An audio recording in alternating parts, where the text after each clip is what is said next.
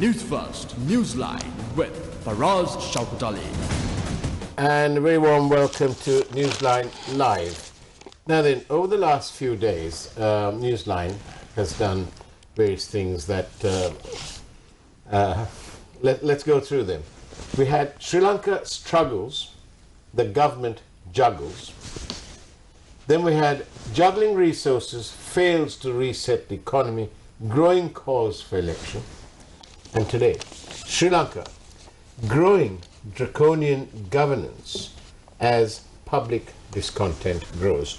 To discuss why we're talking about a draconian governance, we have with us today President's Counsel, Mr. Srinath Perera. Very good evening to you, Mr. Perera, and thank you for coming. Good evening, Faraz, and thank you for inviting me. Absolute pleasure. Mr. Perera, it appears to me that Sri Lanka is in an ever-widening abyss, but it's an abyss of draconian governance issues and authoritarianism. Am I right in thinking this, or is it just me?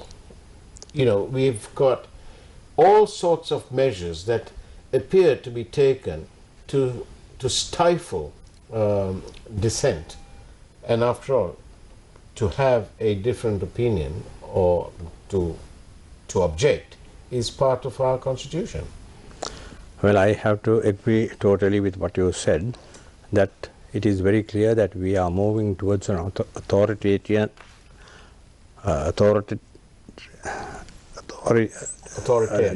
dictatorship type of governance. Okay. And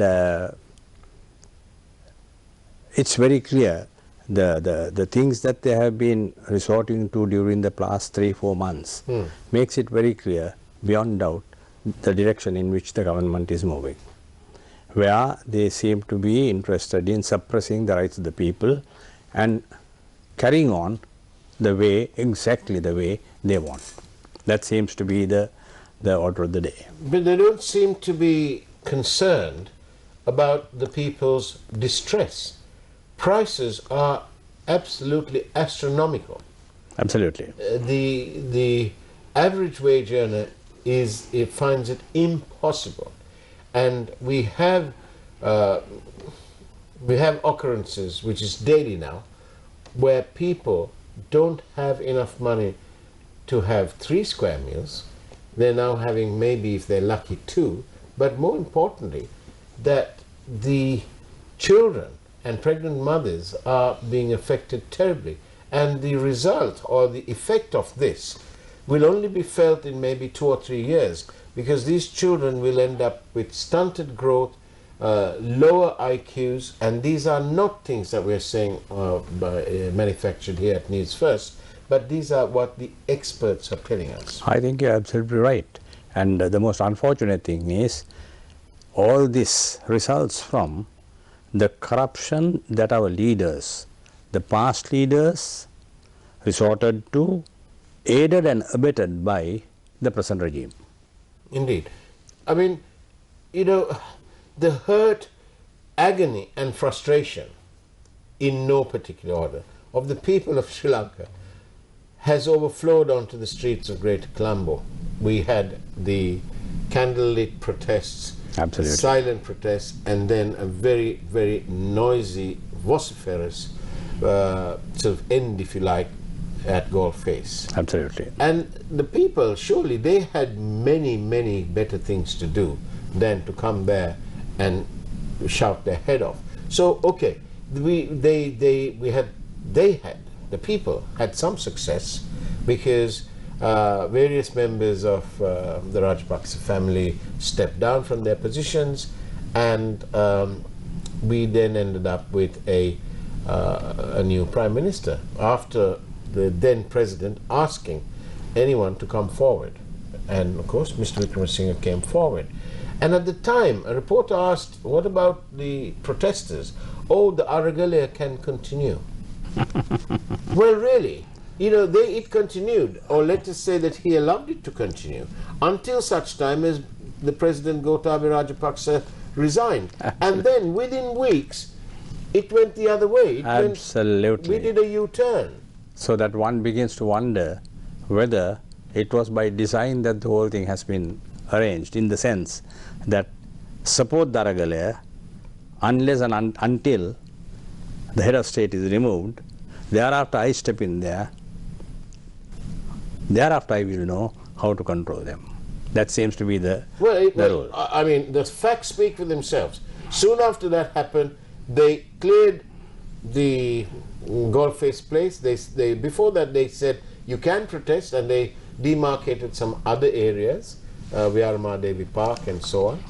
And of course they operate with this gazette. But now we have this this proposal to have something straight out of you know, the Stalinistic eras of the USSR. You know, they might as well call it a gulag, because now they're proposing this Bureau of Rehabilitation. Absolutely. We live in a democratic country, for heaven's sake. Absolutely. As regards the Bureau, can I only make this observation for the time being? Yes. That the head note says, having regard to the need and the importance of regulating rehabilitation of the misguided combats. Right. So the main aim seems to be rehabilitation of the combats. Who are the combatants? Combatants, meaning, I believe, those who stood up against the governance. Oh, not the LTT combatants. And Section 3 of the proposed law provides that provides what the objectives of the Bureau are. Shall be to rehabilitate drug-dependent persons. Oh, okay. Now, can I say this? Right. I don't think a new law is necessary to rehabilitate drug-dependent persons, because already there is there are laws for that. There is an organization set up under the law to rehabilitate the persons who are involved in drugs. It's only a question of improving it, if that was the sincere purpose for which it is sought to be done. But thereafter, under the cover of rehabilitating drug-dependent persons, they bring in ex-combatants and members of violent extreme groups. Now, can I raise this issue? As you quite correctly at the beginning said, there are larger issues to be looked into at present. There are children who are dying of starvation. They're fainting in school. There are people who are dying in hospitals due to lack of drugs. Placed in that situation, they have thought it appropriate to rehabilitate the drug-dependent persons who are already being rehabilitated under a different law. Under a different law, and then members of extreme groups. So the purpose for which this law is sought to be brought is very clear. That is, you identify the persons who may go against the government in a democratic process, treat them as extreme groups, take them for rehabilitation, lock them up there, and carry on regardless. So very clearly, how many years can they be kept under this? No period is given. The only provision that I saw was that if somebody tries to escape, there are provisions to sort of, deal with him. So who sends people under this? That's a problem. Nobody seems to know who decides what. In addition to that, so we're now in effect we're sort of almost, it appears to me from what you've just said, that we sideline the judiciary. Absolutely. Absolutely. So there's no need for the judges can... To me, this appears to be a law which is aimed at identifying the people who may stand against you, say that you have to be rehabilitated, take them away from society, lock them up, and deal with them the way you want. That seems to be the ulterior purpose behind this whole thing. In addition to that, Faraz, if you permit me to deal with the gazette that was published, on top of this, that is the Official Secrets Act. Official Secrets Act. Indeed. Which is a gazette that was published last week on the 23rd Friday. Now, the purpose for which the Official Secrets Act had been enacted in 1955, 75 years ago, was to protect official secrets which may have an impact on the country's defense. To protect official secrets, information, which may have an impact on the country's defense. What it seeks to achieve is to maintain secrecy of information which may have an impact on the defense. Right. Now, the purpose why this statute was enacted was certainly not to create what are called high security zones. In fact, if you look at the Official Secrets Act, it does not use the term high security zone. It does not. They're simply not there. They don't use that phraseology, neither do they define what is meant by a high security zone. Be that as may, I do not know whose brainchild this Gazette notification is, which has been signed by His Excellency the President, but to me it appears to be a total aberration, a deviation from the purposes for which, which were sought to be achieved under the statute. Now, on that note, Mr. Perera, let's go for a quick break and listen to the headlines, even though we started 3 minutes late. We'll see you on the other side of the break.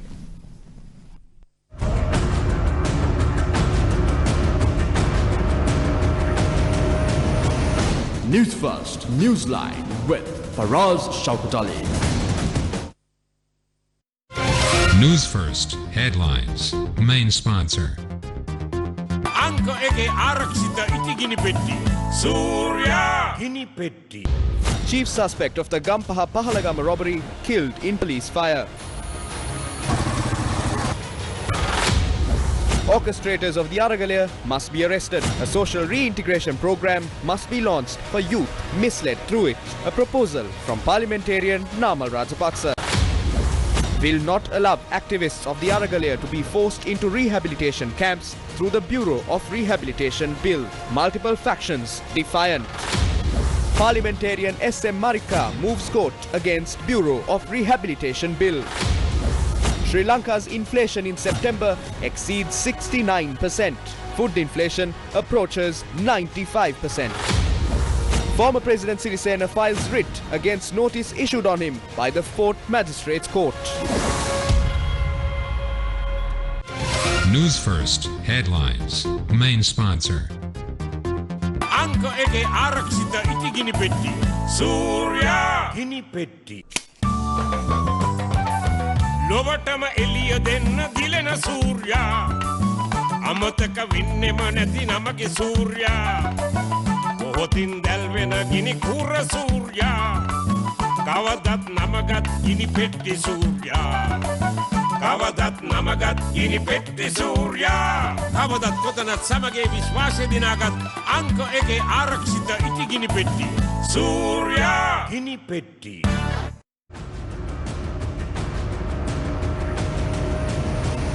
Newsfirst, Newsline with Faraz Shaukat Ali. Live, I'm in conversation with President's Counsel, Mr. Srinath Perera. Now, Mr. Perera mentioned something just now about he's not quite sure whose brainchild this Bureau of Rehabilitation business is. But if you follow tonight's news in a few minutes' time, there is a story there about what one Namal Rajapaksa has to say, and it appears that the gentleman concerned, or the person concerned, is concerned about the rehabilitation of these people. Especially, he said that the Aragalaya people need to be taught a lesson, or words to that effect. But, ladies and gentlemen, and Mr. Srinath Perera, no fuel, no coal, no power. The milk powder is extortionately expensive. The price of eggs is extortionately expensive. And amidst all this government haven't even sorted out the prepayment plan so that we can get aid from the IMF, but they have time, Mr. Perera, Absolutely. to come up with this nonsense, this business about the Bureau of Rehabilitation. What on earth for? Absolutely. As I stated, as you quite rightly pointed out, I think the purpose is different.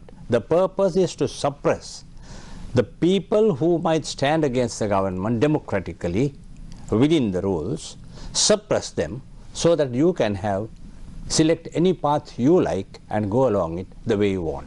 So that seems to be the ulterior purpose behind both this and the high security zone. Yes, high. And this high security zone, it's clear that the government are anticipating growing public discontent, and that is because the government haven't sorted out, they seem to have zero plans on how to solve the economic crisis, and that is what matters. Absolutely, absolutely. Can I also say this? Now this high security zone gazette, if one looks at it, the order item 4.1, it says the competent authority may make provisions for regulation of certain activities within the high security zone. Now,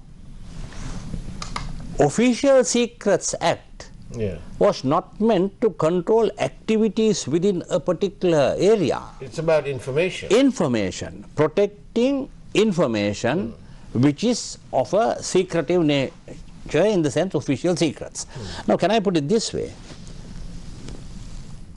Very soon, we might have a situation where they might create a torture chamber. I'm not saying it, I mean, there's a possibility. Yeah. And then identify people whom they dislike, put them there, then under this, the so-called Official Secrets Act, declare that area as a high security zone and justify it by saying that the persons who are in those torture camps are now aware of the type of torture that they have been subject to, which are items of official secrets which have to be controlled, and therefore we are declaring this as a high security zone to which no one can have access to. And also that this information thereafter cannot be passed out. I mean, I'm surmising, no doubt. I mean, the people who suffer within that chamber, let's say, are also prohibited under this order in disclosing that information to outsiders. Because so it's an official secret. Oh my God! My God! My God! So I mean, you know, I'm sorry, but suddenly, all of a sudden, out of nowhere, I'm getting this one word in my head. It's called Batalanda. That's all I'm saying. Let's hope not. But to me, it appears. I mean, in Sinhala there is a saying. It says, "Gona harenakota pol gaha diha pol pele diha api dannawa monawada wenne." So the way they are turning their eyes in the direction once we look, it becomes very clear the purpose and the direction in which they are trying to move on. Now, can I also say this? Can we look at one or two of these areas which have been declared high zone securities? Schedule A refers to Parliament complex. Right. Schedule E refers to the Parliament complex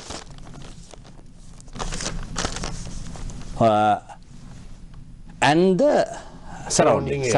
Yeah. Now, my issue is this. What is the information relating to defense which is stored within the parliamentary complex? To declare it as a high security zone, that's a place where members who are elected come and debate and pass laws. Pro the people. Yes.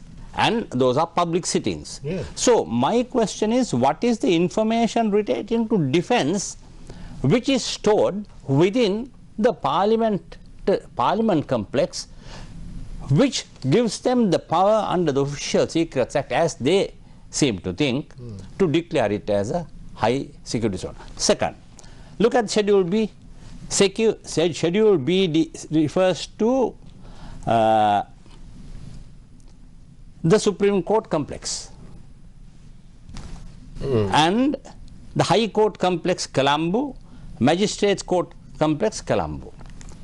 Those three areas and the surroundings. Now, up to date, I was under the impression that no, defense information is stored within these institutions.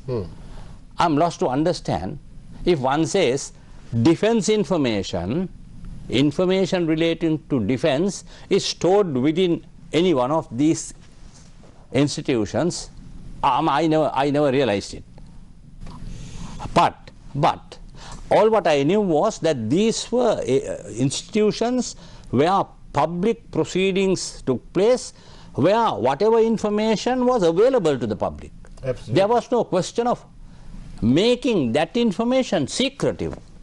And on the guise that, as I understand it, on the guise that the information that may be found within the Supreme Court complex, the High Court complex, Colombo, and the Magistrates Court complex, Colombo, come under the provisions of the Official Secrets Act. That seems to be the thinking. They are declaring those areas as high security zones. I mean, I'm lost to understand, Faraz. That's why I said I don't know who the brainchild is, right? There is nothing called high security zones recognized under the law.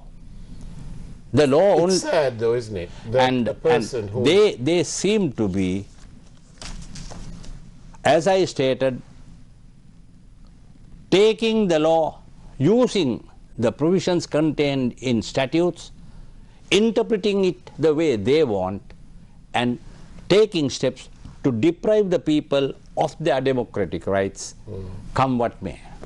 Very sad state of affairs, and I say that it's time that some of us raised our voices against this type of tyranny.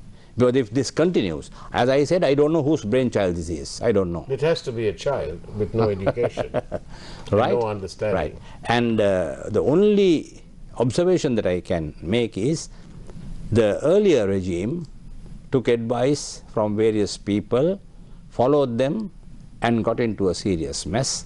Looks like the present regime also is following the same footsteps, but in a different way. But what I can say is, if you continue like this, try to cheat the people, try to misapply, abuse the provisions of the law, then maybe sooner or later they will also have to pay the price for what they are doing. My abiding faith and trust is in one of these places where it's been declared a high security zone, and that is the Supreme Court of Sri Lanka. My faith, I have no other thing to say than I have faith in the Supreme Court. Of course. Because I think that they are the last bastion of hope for a country that has hardly got any fuel, it's got no diesel, it's or very challenging circumstances in terms of fuel, coal, milk powder, electricity. An economy $80 billion is now down to around 60-65 billion. Everything's contracting. 1 million people will either lose or are in the process of losing their jobs. And all this country, our legislators, all they can do is come up with some nonsensical thing. My opinion of this Bureau of Rehabilitation, is that what we need, Mr. Perera? Is that what we need? You've got like a minute to tell me. As I stated, when there are pressing issues which have to be concentrated, looked into, they seem to have selected the one which is closest to their heart, so that I believe the problem they have is they don't want to permit the people to fight for their rights. And in this course of suppression, they are doing everything possible to suppress the rights of the people so that they can have their dictatorial process going on. But can I only say this? Our experiences have shown that everybody who tried to do that ended up miserably as a failure. President's Counsel Srinath Perera, thank you. Thank you for your time. But I hope there are more people like you who will come up there and explain these nuances to the public. I must also thank you and the organization for the opportunity given. Thank you very much. Thank you, and that's the way it was on Newsline Live. It's now time for the prime time news. Take care, have a great evening, and actually have as good a weekend as you can. Take care, and God bless you all.